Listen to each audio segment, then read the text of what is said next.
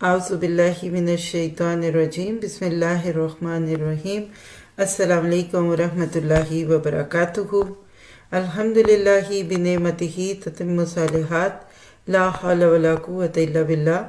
قرآن کے موتی، پارہ نمبر 17 سطر اقترب للناس۔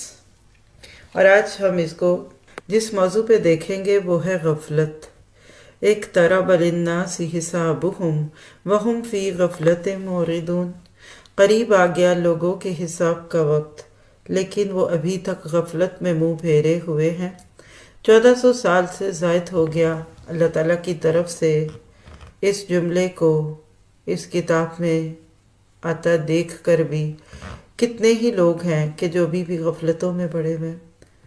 حقیقت یہ ہے کہ کسی ٹی وی چینل سے یہ خبر آ جائے یا کسی ریڈیو اسٹیشن سے یہ بات سننے کو مل جائے کہ سیلاب قریب آ گیا، زلزلہ قریب آ گیا، یا کسی بھی ایسی کلیمٹی جس کے بارے میں انسان سوچ کے بھی کانپ جائے، تو دلوں کی حالت کیا ہوگی، کیا کیفیت ہوگی۔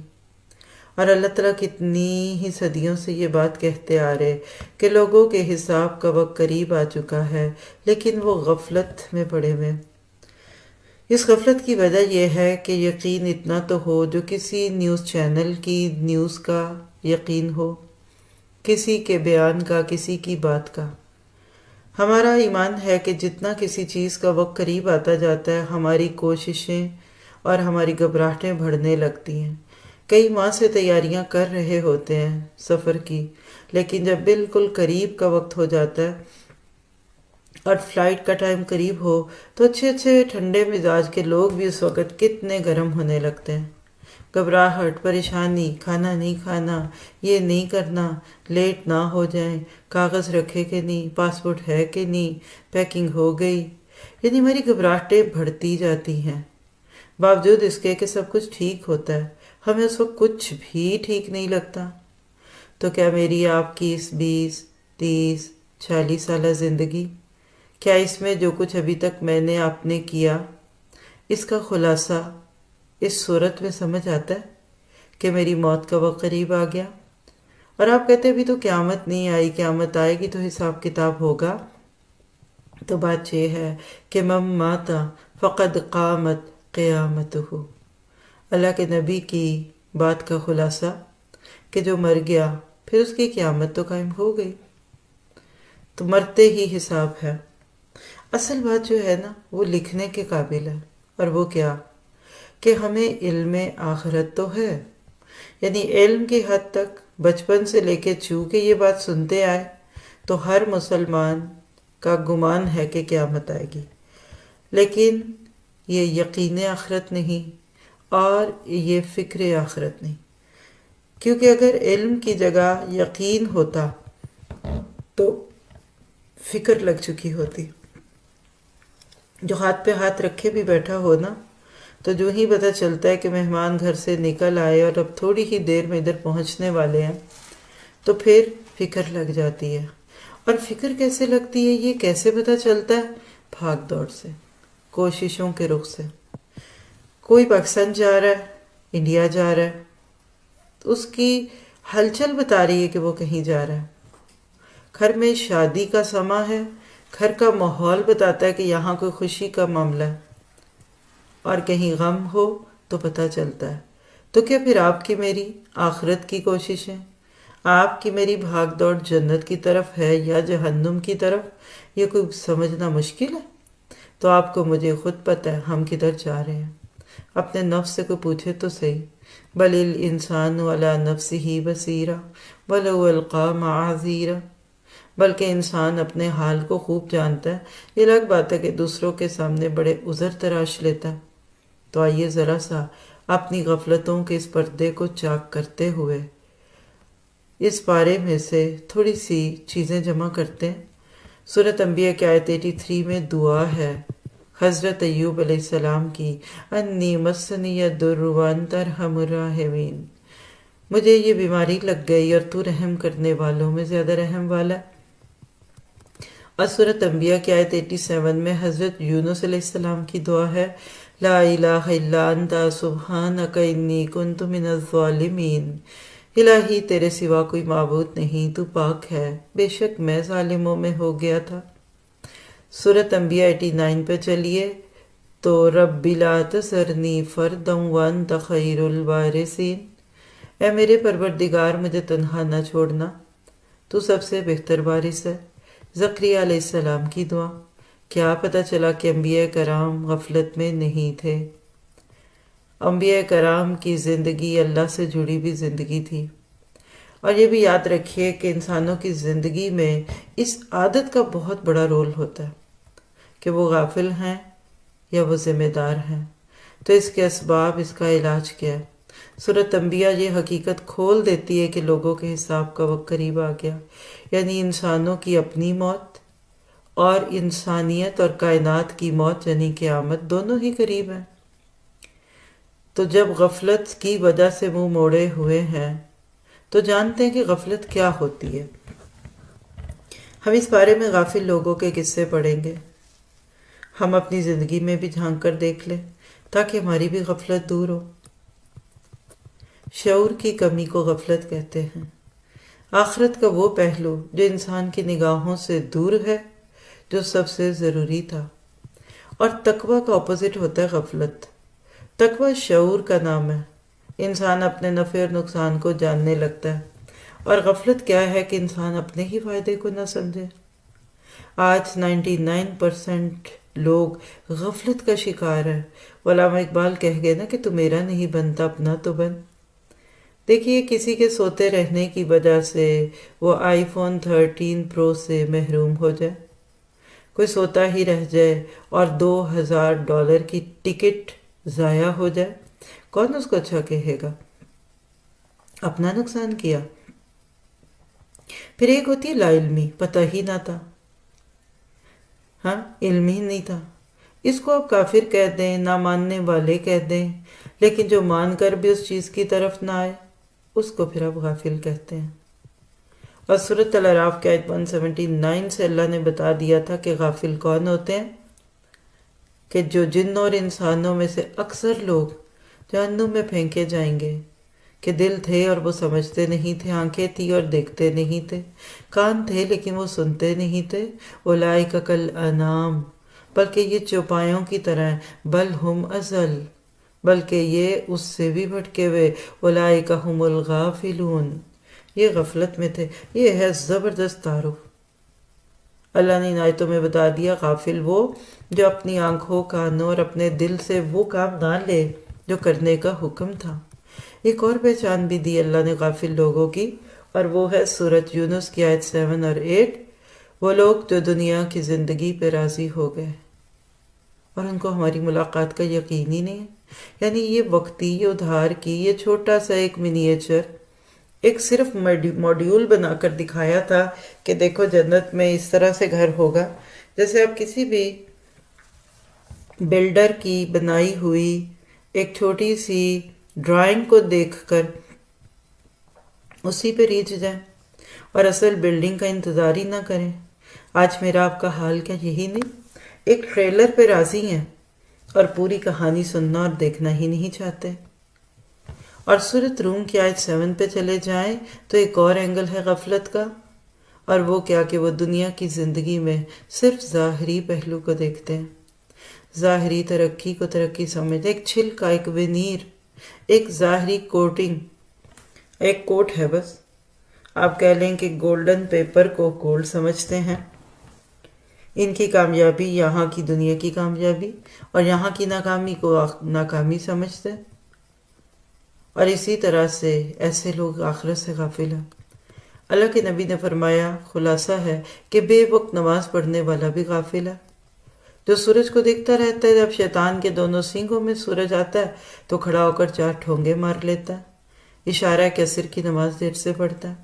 پھر اسی طرح غافل کی ایک اور پہچان، کھانے پر اللہ کا نام نہیں لیتا اور گھر میں داخل ہوتے ہوئے اللہ کا نام نہیں لیتا۔ ایسے وقتوں میں شیطان کہتا ہے کہ ٹھیک ہے، آج تمہارے گھر میں نہ رات گزارنے کی جگہ ملی، نہ کھانا ملا، کب؟ جب بسم اللہ کہہ دی، اور ادروائز پھر کہے گا میں بھی ادھر ہی رہوں گا۔ تو حقیقت یہ ہے کہ غافل وہ ہے جو اللہ تعالیٰ کی آیات کو سنتا تو ہے مگر کھیلتے ہوئے، تفریح کے طور پہ۔ اسی لیے آیت 2 میں اللہ تعالیٰ نے فرمایا جب کبھی ان کے پاس کوئی نصیحت کی بات آتی ہے تو یہ اس کو کھیلتے ہوئے سنتے ہیں، نان سیریس ایٹیچیوڈ۔ دین کے نام کے ساتھ بھی ان کو فن چاہیے، تفریح ہے، یہ موج ہوگی، ورنہ ہم بور ہوتے ہیں، یہ بھی کر دو ورنہ لوگ بور ہوں گے، یہ بھی کر دو وہ بھی کر دو۔ اور آیت 28 سورہ کہف میں اللہ تعالیٰ فرماتے ہیں کہ تم کسی ایسے شخص کی اطاعت نہ کرنا جس کے دل کو ہم نے اپنی یاد سے غافل کر دیا، اور جس نے اپنی خواہش نفس کی پیروی کر لی۔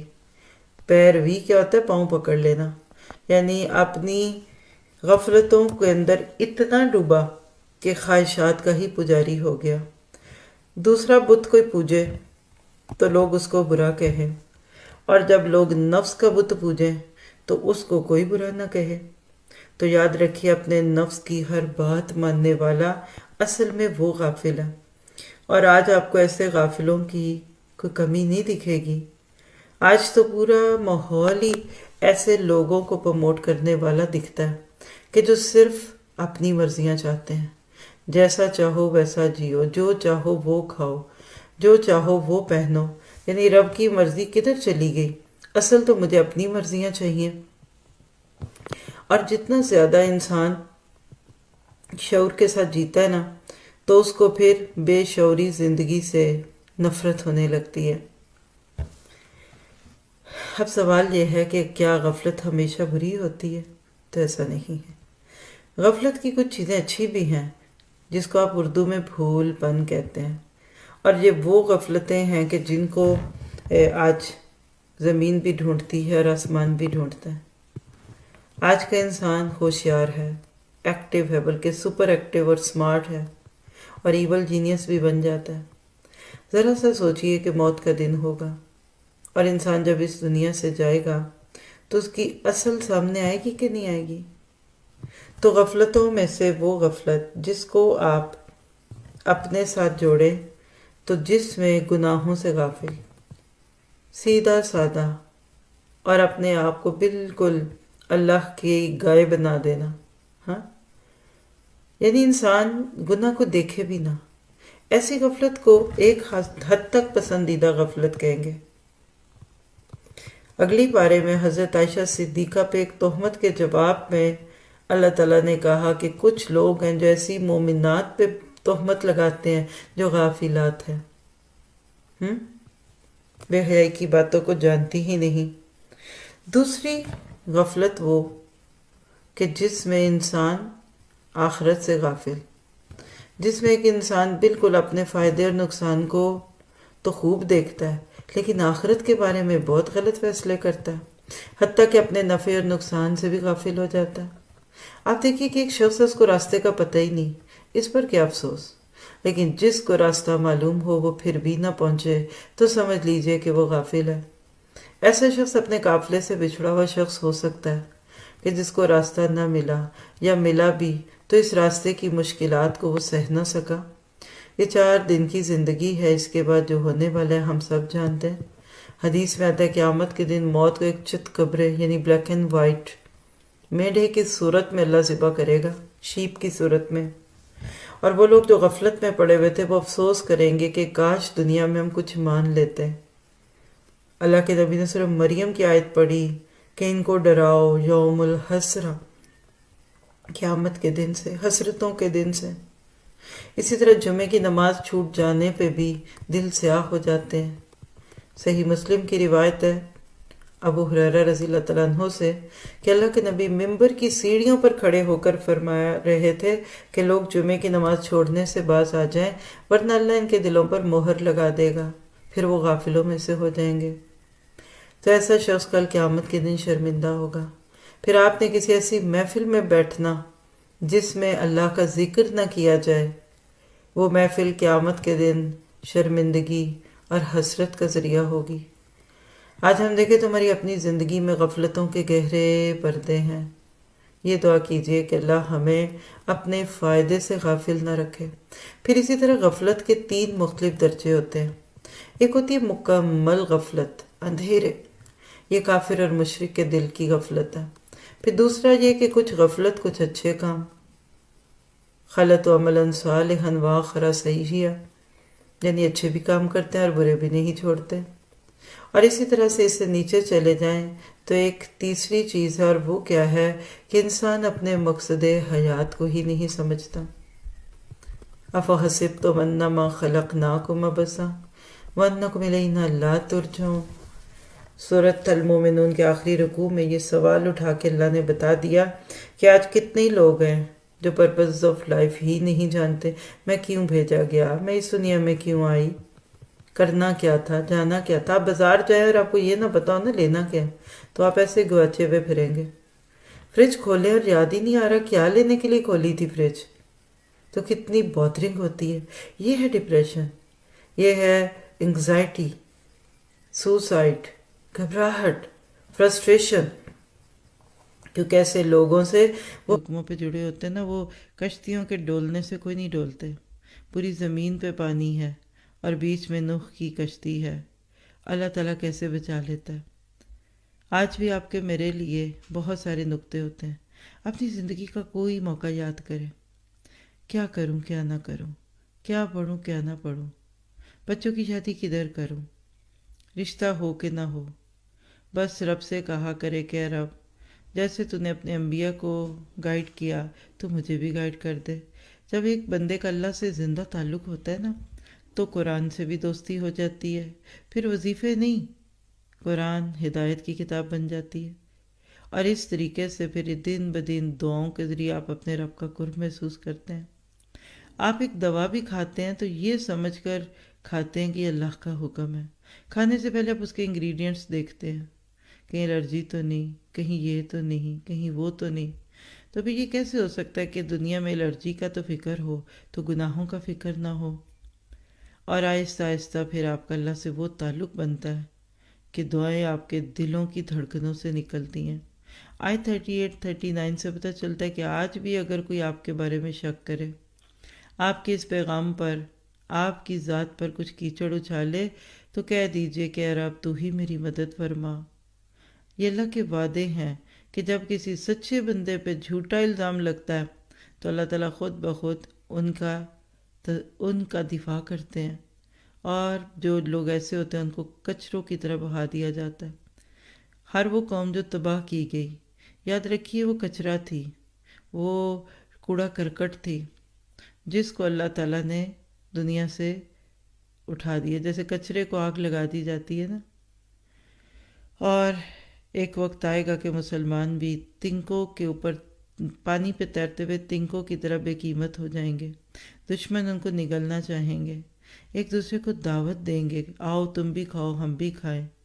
صحابی نے پوچھا تھا اللہ کے نبی کیا ہم اس وقت تھوڑے ہوں گے؟ تو کہا تھوڑے تو نہیں، لیکن تمہارے اندر وہن آ جائے گا۔ کہا وہن کیا ہے؟ فرمایا حب الدنیا و کراہیت الموت۔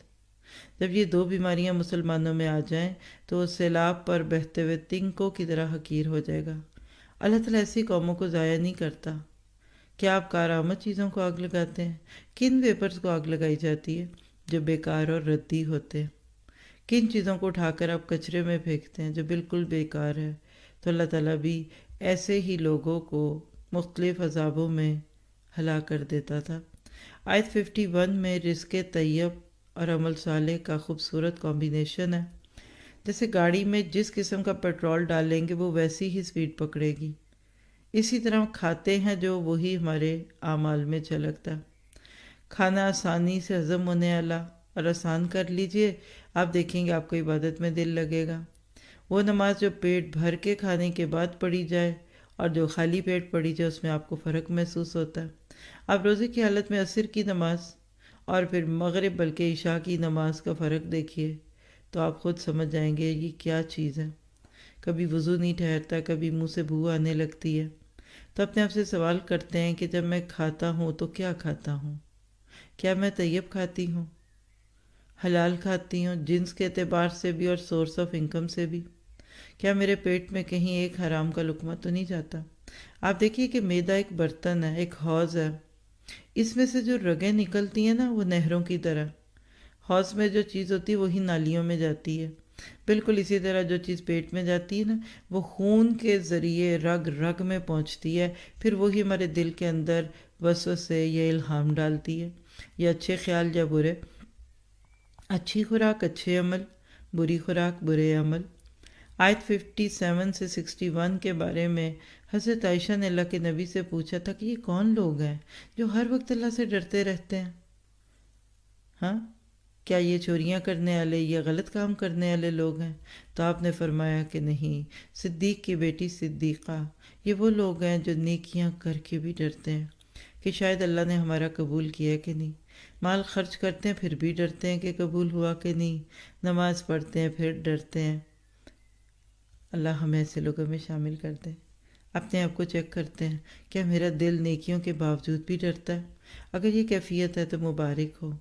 تقویٰ ہوتا ہی ہے کہ آپ گناہوں کو بھی محسوس کرتے ہیں، جیسے ڈیٹیکٹر ہے نا، گھر میں آپ دیکھیے ایک سیکیورٹی الارم ہوتا ہے، ذرا سا کوئی دروازہ کھول دے بیپ شروع ہو جاتی ہے۔ تقویٰ آپ کے اندر کی بیپ ہے، یہ آپ کو بتاتا ہے یہ نہیں دیکھنا، یہ نہیں سننا، یہ نہیں بولنا، اور آہستہ آہستہ پھر آپ نیکیاں کر کے بھی ڈرتے ہیں جیسے لوگ گناہ کر کے بھی نہیں ڈرتے۔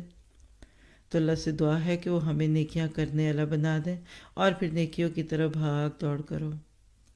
کچھ لوگ عبادت کرتے ہیں پھر بھی روتے ہیں، اللہ کے راستے میں جد و جہد بھی کرتے ہیں پھر بھی روتے ہیں، اور کچھ گناہ کر کے بھی سینے پہ ہاتھ مار کے کہتے ہیں تو کیا ہوا، سب کرتے ہیں، خوشی کے موقع میں تو سب کرتے ہیں، ویکینڈ پہ تو ہم گناہ کر سکتے ہیں۔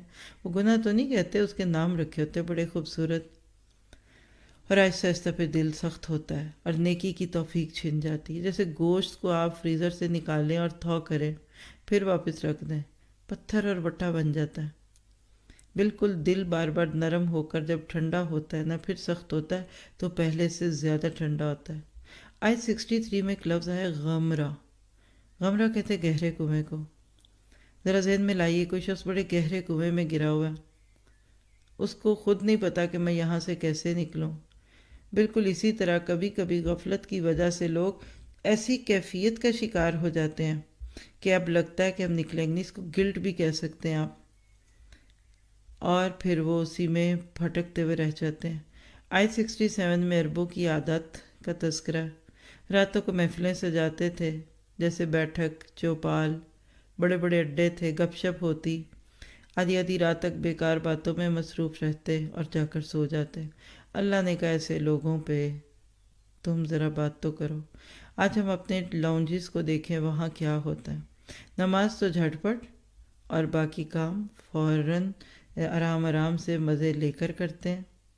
آپ پارا تو 15 سے 20 منٹ میں پڑھ لیں اور 3 4 گھنٹے صرف فن کے نام پر ایک ایک مووی لگا دیں، اتنا وقت نہیں ہے مومن کے پاس۔ اردو میں اس کو افسانہ گوئی اور کہانیاں سننا پڑھنا کہتے ہیں، اور وہاں سامران۔ اللہ تعالیٰ آپ کو مجھے اپنے وقت کی قدر کی توفیق عطا فرمائے۔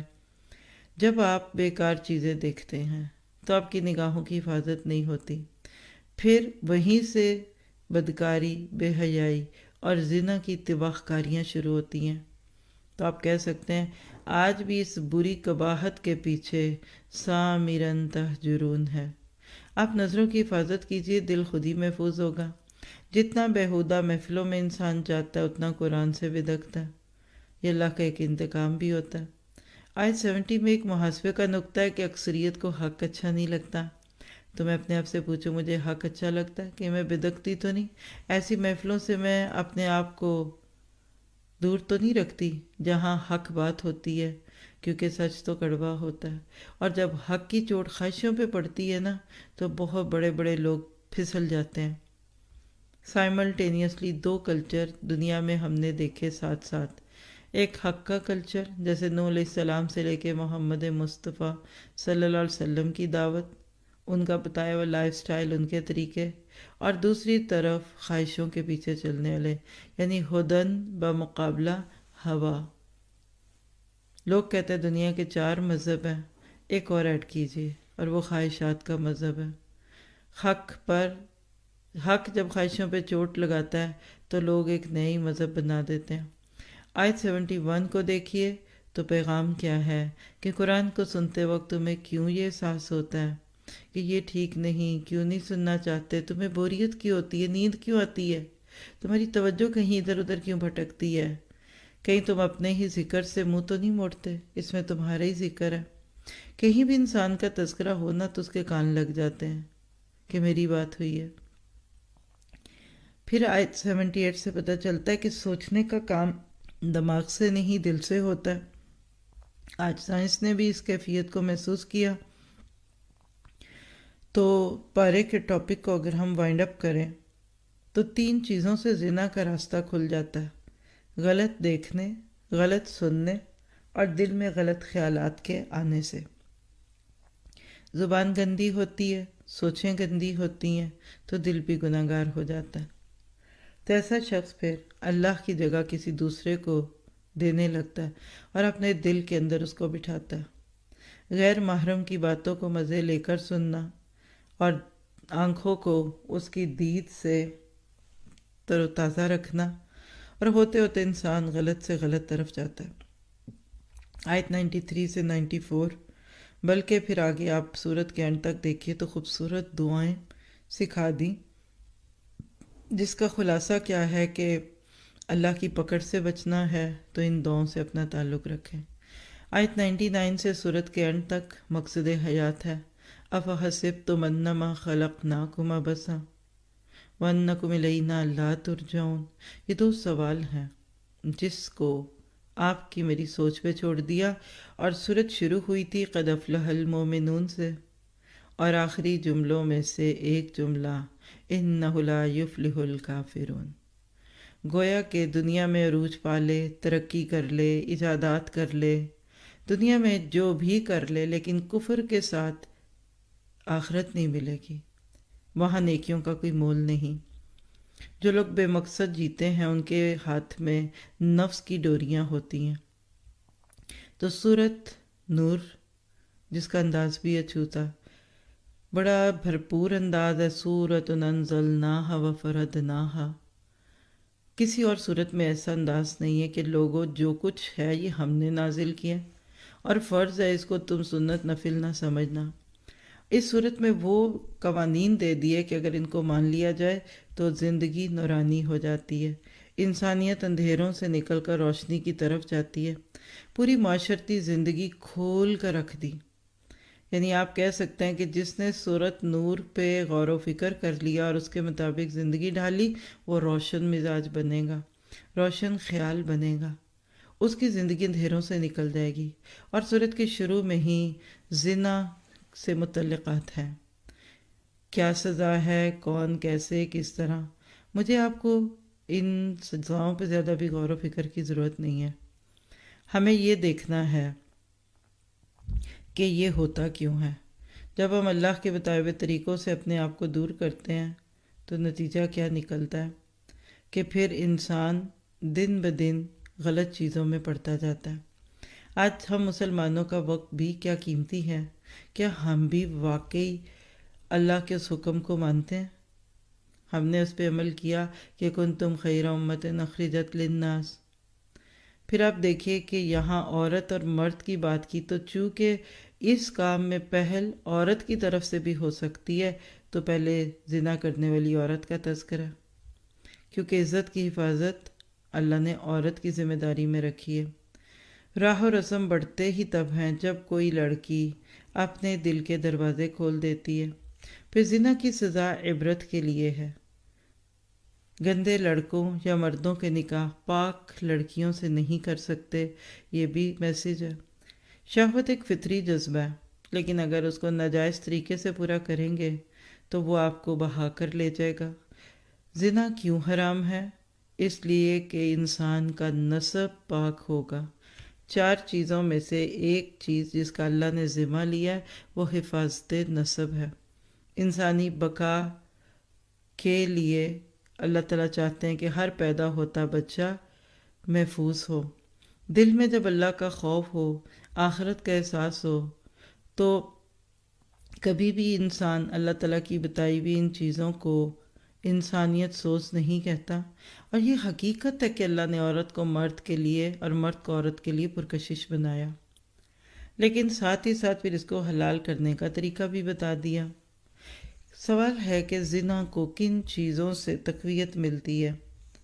نمبر 1، مخلوط کلچر، مکس گیدرنگز، کو ایجوکیشن۔ اگر پانی اکٹھا رکھیں گے تو سیک تو آئے گا، دھواں تو نکلے گا۔ پھر اس طرح عورتوں کا کھلے عام بن ٹھن کر نکلنا، پھر موسیقی، فلمیں اور فن کے نام پر بیکار چیزیں۔ چونکہ اسلام انسان کے نسب کی حفاظت کرنا چاہتا ہے، لہٰذا زنا کی سزا سخت رکھی، 100 کوڑے، اور الزام کوئی لگا دے اور گواہ نہ دے تو 80 کوڑے، صرف 20 کوڑوں کا فرق ہے زبان کے ناجائز استعمال میں اور شرمگاہ کے ناجائز استعمال میں۔ یعنی اسلام نہیں چاہتا کہ ایسے سکینڈلز بنے اور ایسی باتیں ہوں، چاہے وہ سیاستدان ہوں یا کوئی گلوکار ہوں۔ ہر ایک کی عزت اللہ کو بڑی پیاری ہے۔ پھر اس میں لیان کا ذکر ہے، یعنی شوہر اور بیوی ایک دوسرے میں برائی دیکھیں تو کیا کریں؟ قیامت تک کے لیے جدائی۔ اپنی بیوی میں برائی کو دیکھ کر چپ رہنے والا شوہر دیوس کہلاتا ہے۔ آپ زمزم اور کیچڑ ملے پانی کو ملائیں گے تو کوئی پیے گا؟ یہ ہے آج کل کہانی گھر گھر کی، کچھ چیزیں حلال اور کچھ حرام۔ پھر آیت 11 سے آنورڈ حضرت عائشہ پر لگی ہوئی ایک تہمت کا بیان ہے، بڑا ہی دلسوز واقعہ۔ کیسے غزوہ بنو مستلق میں آپ پیچھے رہ گئیں اور بعد میں آتا دیکھ کر عبداللہ بن ابی نے آپ پر آوازیں کسیں۔ مدینہ کی گلیوں میں باتیں شروع ہو گئیں۔ حضرت عائشہ کو کچھ پتہ ہی نہیں ہے، شدت کا بخار ہوا اور صبر جمیل ہی کرتی رہیں۔ باہر طلاق کے مشورے تک ہونے لگ گئے کہ اللہ کے نبی، آپ کو عورتوں کی کمی ہے، لیکن نبی صلی اللہ علیہ وسلم ایسا نہیں چاہتے تھے۔ اور ایک دن ام مستوں کے سے ساری بات جب پتہ چلی تو عائشہ رضی اللہ عنہا اپنے ماں باپ کے گھر جانے لگی۔ ادھر بھی کچھ ویسی ہی تکلیف کی کیفیت تھی، اور اس طرح پھر ایک طویل عرصہ تذبذب میں اور اضطراب میں گزرا۔ اللہ کے نبی بھی حضرت عائشہ سے بہت محبت کرتے تھے، لیکن جب اللہ کی طرف سے آزمائش آ جائے تو نبی بھی کیا کر سکتے ہیں؟ اللہ کے نبی نے اللہ تعالیٰ نے جب چاہا نبی پر وحی کے آثار ہوئے، اور پھر عائشہ رضی اللہ عنہا کی بے گناہی میں یہ آیتیں نازل ہوئیں، اور آپ خوش تھیں کہ میرے رب نے میری بے گناہی ثابت کی۔ اس سے پتہ چلتا ہے کہ نبی غیب نہیں جانتے۔ بے گناہ پر الزام لگے تو آسمان سے جواب آتے ہیں۔ پھر اس واقعے سے پتہ چلتا ہے کہ اللہ تعالیٰ شر سے خیر کو نکالتا ہے، اور ہمیں پیغام دیا بدگمانیاں چھوڑ دو، سنی سنائی باتوں کو آگے نہ بڑھاؤ۔ آج ہم نے بے حیائی کے طوفان کو روکنا ہے، سنی سنائی باتوں اور ایوننگ اسپیشلز کی بریکنگ نیوز کو ریجیکٹ کر کے۔ آج سے نیت کیجئے کہ میں نے کسی کے خلاف نہیں بولنا، ورنہ قیامت کے دن میری نیکیاں دھری کی دھری رہ جائیں گی۔ اور تشیع الفاحشہ، یعنی برائی کی نشر و اشاعت سے رکنا ہے۔ کچھ لوگوں کا تو مشن ہی یہ ہے کہ اس کام کو عام کیا جائے۔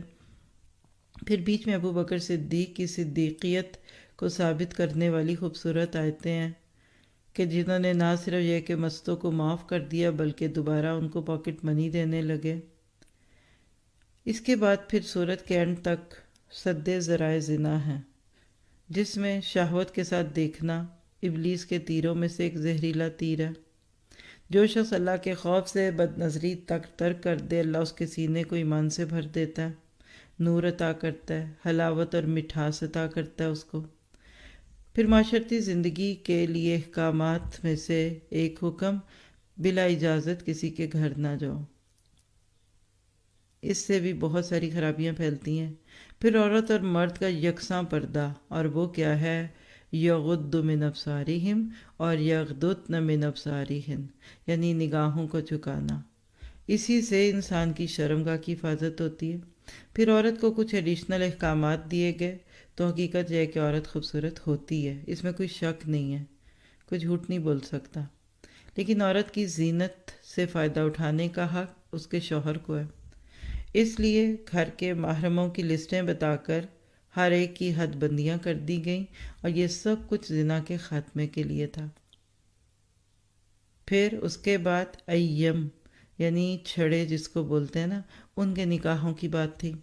پھر غلاموں اور لونڈیوں کو بدکاری پہ مجبور نہ کرنے کی بات آیت 33 میں ہے، اور آگے پھر اللہ نور السماوات اور اس اگلی آیات میں کفر اور نور کی بات ہے۔ مومن کے اندر ایمان موتی کی طرح چمکتا ہے، اس کا دل شیشے کی طرح صاف ہوتا ہے، اور ایسے مومنوں کا دل مسجدوں اور مدرسوں میں لگتا ہے۔ پھر اسی طرح دین کا کام کرنے یعنی دنیا میں پروڈکٹیوٹی پھیلانے کے لیے ٹیم ورک کی بات ہے۔ کچھ احکامات ہیں اس میں اللہ کے نبی اور صحابہ کے تناظر میں، لیکن کچھ لوگ تھے جو زبان سے دعوے بڑے کرتے تھے لیکن دلیل نہیں دے پاتے تھے، ان کی باتیں ہیں۔ اور جو اللہ کا کام کرے گا بے لوث ہو کر اور ڈسپلن میں رہ کر اپنے امیر کی اطاعت کرے گا وہی کامیاب ہوگا۔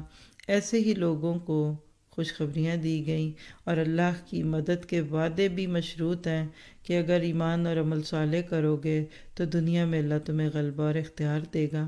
سورۃ نور معاشرتی اور گھریلو زندگی کے معاملات ساتھ ساتھ سکھلاتی جاتی ہے اور ہماری آنکھیں کھلتی جاتی ہیں۔ اور اس کے بعد پھر تھوڑی سی آیات سورۃ فرقان کی اس بارے میں ہے۔ فرقان کیا ہے؟ حق اور باطل کا فرق۔ قرآن کا نام بھی فرقان ہے۔ قرآن کے نزول کا مقصد ہدایت ہے، یہ جس کو سمجھ آ گیا اس کو فرقان مل جائے گا، اور کفر کرنے والوں کا انجام بھی بتا دیا، اور پرہیزگاروں سے جنت کے وعدے بھی کیے گئے، اور بالکل آخر میں پھر ایک اصول دیا، وَجَعَلْنَا بَعْضَكُمْ لِبَعْضٍ فِتْنَةً، ہم نے تمہیں سے بعض کو بعض کے لیے آزمائش بنا دیا، اَتَصْبِرُونَ، کیا تم صبر کرتے ہو؟ کیا پتہ چلا کہ جہاں دو لوگ ملیں گے وہاں الجھاؤ ہوگا، دو گاڑیاں ٹکرا سکتی ہیں، دو برتن ٹکرا سکتے ہیں، لوگوں کے بیچ میں رہتے ہوئے عادات مختلف ہوں، مفادات مختلف، توقعات مختلف۔ علاج تصبرون، کیا تم صبر کرتے ہو؟ تو ہم سب ایک دوسرے کے لیے آزمائش ہیں۔ بندہ مومن کی نظر ہمیشہ اللہ پر ہوتی ہے، اور وہ ہر رشتے کو اپنی سی حیثیت سے خوب تر کر کے نبھانا چاہتا ہے۔ اللہ تعالیٰ سے دعا ہے کہ ہماری نسلوں کو بھی اس گندگی سے بچاتے ہوئے پاکیزہ زندگیاں بسر کرنے کی توفیق عطا فرمائے۔ سبحانک اللہم و بحمدک، اشہد ان لا الہ الا انت، استغفرک و اتوب الیک۔ السلام علیکم ورحمۃ اللہ وبرکاتہ۔